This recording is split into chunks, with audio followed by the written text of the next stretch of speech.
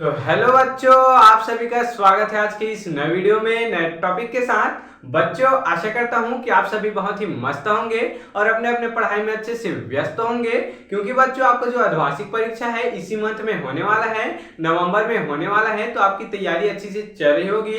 तो चलिए बच्चों, अब हम लोग फिजिक्स के टॉपिक को कंटिन्यू करते हुए आज के जो लेक्चर है 8वां होने वाला है बच्चों, किरण प्रकाशिकी एवं प्रकाशिक यंत्र के अंतर्गत आज का जो टॉपिक है, आज का जो लेक्चर है 8वां नंबर होने वाला है। और बच्चों इसके अंतर्गत हम लोग लेंस निर्माता का सूत्र किस प्रकार से ज्ञात किया जाता है थ्योरिकल और डेरिवेशन के माध्यम से आपको इसको अच्छे से समझाने वाले हैं। तो आप इस वीडियो में अंत तक जरूर से बने रहिएगा, क्योंकि ये जो टॉपिक है बच्चों आपके बोर्ड एग्जाम में कहीं ना कहीं 3 नंबर में जरूर से पूछ लिया जाता है। तो चलिए अब हम लोग बिना किसी समय गंवाए इस टॉपिक को जल्दी से समझ लेते हैं। तो लेंस निर्माता के सूत्र को बच्चों डेरिवेशन को समझने से पहले ये जो फिगर है इसको समझना जरूरी है। तो देख सकते हैं यहाँ पर बच्चों हम लोग एक माध्यम में लेंस को रख दिए हैं। यह सघन माध्यम हो गया बच्चों, ये विरल माध्यम हो गया। और इसी में बच्चों इस लेंस से u दूरी पर क्या है, एक वस्तु है O है। और इस वस्तु का प्रतिबिंब बच्चों, इस वस्तु का प्रतिबिंब जब इस लेंस में पड़ता है तो यह अपवर्तित होकर कहां पर बनाते हैं बच्चों, I1 पर इसका प्रतिबिंब है वह बन जाता है। देख सकते हैं I1 पर बन जाता है। और ये जो I1 है बच्चों यह CD भाग के लिए एक वस्तु का कार्य करता है। तो यह फिर से इससे टकराकर बच्चों I पर इसका जो प्रतिबिंब होता है वह बन जाता है। तो देख सकते हैं बच्चों वास्तविक जो प्रतिबिंब है वह यहाँ पर I यहाँ पर बन जाता है, देख सकते हैं। तो चलिए इसको समझ लेते हैं, इसकी दूरी क्या है। तो मान लो लेंस से वस्तु की O की दूरी क्या है, U है। लेंस से वस्तु O की दूरी यहाँ पर U है, इसी को बोला गया है। इसको आपको पूरा लिखना पड़ेगा बच्चों, ताकि आपको फुल में फुल मार्क्स मिल जाए। और क्या है, प्रतिबिंब I1 की दूरी क्या है, प्रतिबिंब I1 की दूरी लेंस से क्या है, V1 है, तो V1 है। तथा प्रतिबिंब I की दूरी लेंस से कितनी है, V है। देख सकते हैं यहाँ पर हम लोग लिखे हैं तो V है यहाँ पर, देख सकते हैं। तो चलिए अब बच्चों इसके डेरिवेशन को समझने का प्रयास करेंगे। तो सबसे पहले क्या है, पहले पृष्ठ ए बी, जो पहला पृष्ठ है बच्चों देख सकते हैं 2 पृष्ठों से मिलकर बना है। इधर के पृष्ठ को ए बी नाम दे दिए, उधर पृष्ठ को क्या दे दिए बच्चों, सी डी नाम दे दिए।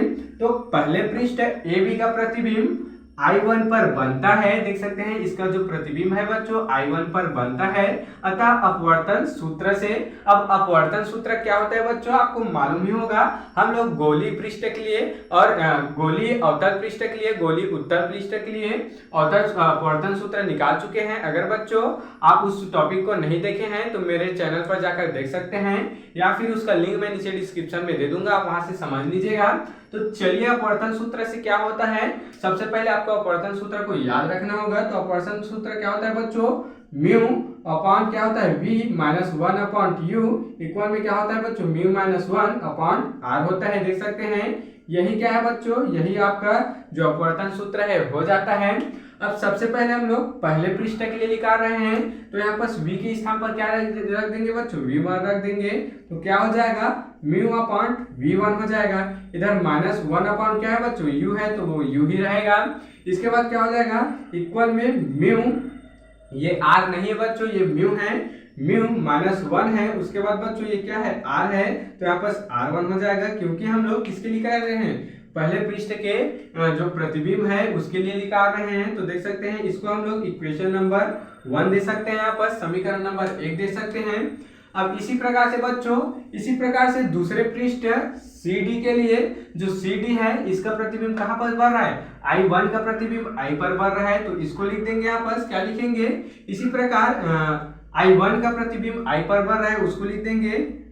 इसी प्रकार क्या लिखेंगे बच्चों, इसी प्रकार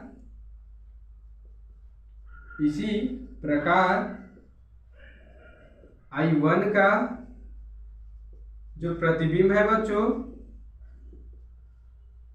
प्रतिबिंब I पर क्या हो रहा है बच्चों, बन रहा है, I पर बन रहा है। इसको यहाँ पर लिख सकते हैं बच्चों I पर, तो उसको देख लेते हैं। तो चलिए अब I पर जब बनेगा तो क्या हो जाएगा, इसको ध्यान देंगे, क्योंकि बच्चों ये जो म्यू है वह 1 अपॉन म्यू हो जाएगा, अपोजिट हो जाएगा, क्योंकि ये सघन माध्यम से बच्चों विरल माध्यम की ओर जा रही है। तो क्या हो जाएगा बच्चों, यहाँ पर क्या हो जाएगा, ध्यान देंगे, ये जो म्यू है वह 1 अपॉन क्या हो जाएगा, म्यू हो जाएगा। इसके अपॉन में बच्चों ये v है वो v आ जाएगा, फिर माइनस में बच्चों ये 1 है, तो 1 आ जाएगा। अपॉन में क्या है बच्चों, u है। चूंकि बच्चों u है तो यहाँ पर क्या रख देंगे हम लोग, v1 रख देंगे, देख सकते हैं कुछ इस प्रकार से।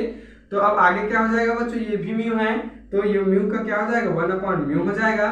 इसके बाद माइनस में 1 है तो 1 आ जाएगा। r1 का क्या हो जाएगा बच्चों, यहाँ पर r2 हो जाएगा, कुछ इस प्रकार से देख सकते हैं। अब बच्चों इसको और आगे सॉल्व करें तो क्या होगा, और आगे सॉल्व करें तो इधर देख लेते हैं, इस साइड में देख लेते हैं, और आगे अगर सॉल्व होगा तो क्या आगे आ जाएगा। अब बच्चों इसको हम लोग किससे गुणा कर देते हैं, म्यू से गुणा कर देते हैं। ये बच्चों म्यू के स्थान पर 1 अपॉन म्यू क्यों रखे, क्योंकि बच्चों ये अपोजिट साइड में हो रहा है इस कारण।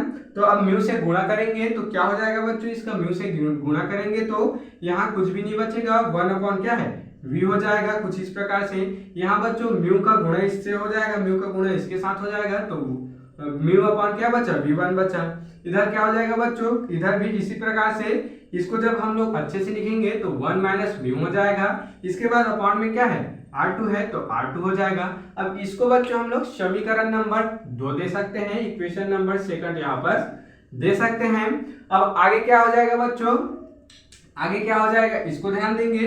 अब हम लोग क्या करेंगे, समीकरण 1 और 2 को क्या कर देंगे, जोड़ देंगे, क्या कर देंगे, प्लस कर देंगे। तो क्या लिखेंगे यहाँ पर, तब समीकरण 1 व 2 को जोड़ने पर लिख देते हैं, जोड़ने पर। तो जोड़ने पर क्या हो जाएगा बच्चों, ध्यान देंगे, ध्यान देंगे बच्चों, जो कटने वाली चीजें यहीं पास देख लेते हैं। समीकरण 1 में क्या है, प्लस में म्यू अपॉन v1 है, इधर माइनस में म्यू अपॉन v1 है, तो इसको हम लोग काट देंगे। दोनों को जब हम लोग काट देंगे तो क्या बचेगा बच्चों, क्या बचेगा, इसमें क्या बचा, 1 अपॉन v1 बचा, ध्यान देंगे 1 अपॉन v बचा, देख सकते हैं। ये जो माइनस में 1 अपॉन u है उसको लिख देंगे, माइनस में 1 अपॉन u है।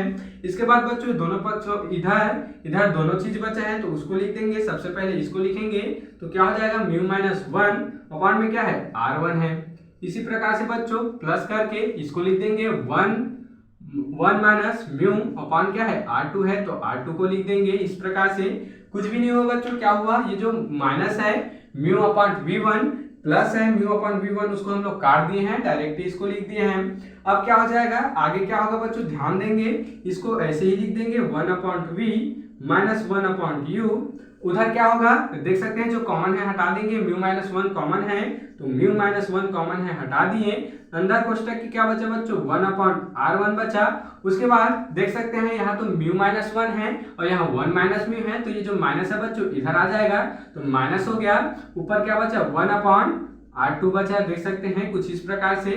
क्या हुआ, ध्यान देंगे, क्या हुआ, कॉमन है उसको बाहर कर दिए, लेकिन बच्चों यहाँ पास 1 माइनस म्यू है, यहाँ म्यू माइनस 1 है, तो इसका माइनस इसके साथ आ गया बच्चों, और म्यू 1 और बाहर निकल ही गया है, देख सकते हैं। अब बच्चों इसको भी हम लोग क्या दे सकते हैं, इक्वेशन नंबर इसको 3 दे सकते हैं, इसको समीकरण नंबर यहाँ पर 3 दे सकते हैं, कुछ इस प्रकार से।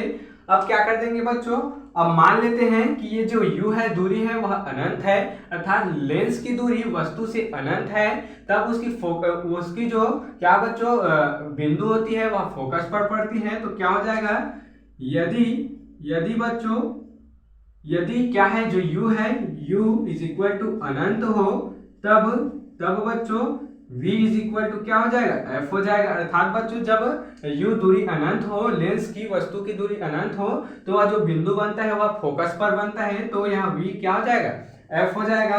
आगे देखेंगे बच्चों, अब इसी में हम लोग लिखेंगे तो क्या हो जाएगा, समीकरण 3 में जब हम लोग u और v के मान को रखेंगे तो क्या हो जाएगा, ध्यान देंगे, यही बात समझ लेते हैं। 1 अपॉन v के स्थान पर क्या है, f है, तो f आ जाएगा। 1 अपॉन u के स्थान पर क्या है बच्चों, अनंत है, तो अनंत आ जाएगा, कुछ इस प्रकार से। इसके बाद क्या हो जाएगा बच्चों, इक्वल में म्यू माइनस 1 है, तो म्यू माइनस 1 आ गया।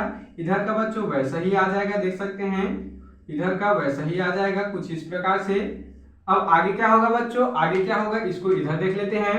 हालांकि बच्चों थोड़ा सा लेंदी है लेकिन बहुत ही इजी है, समझेंगे। आगे क्या होगा, अब बच्चों ये 1 अपॉन क्या है, 1 के अपॉन में इनफाइनाइट है, अर्थात क्या है यहाँ पास अनंत है, तो इसको हम लोग शून्य कर देंगे तो क्या हो जाएगा 1 अपॉन f। इधर बच्चों कुछ नहीं बचा, तो इसको शून्य कर दिए, क्योंकि बच्चों अनंत के लिए क्या होता है, शून्य होता है।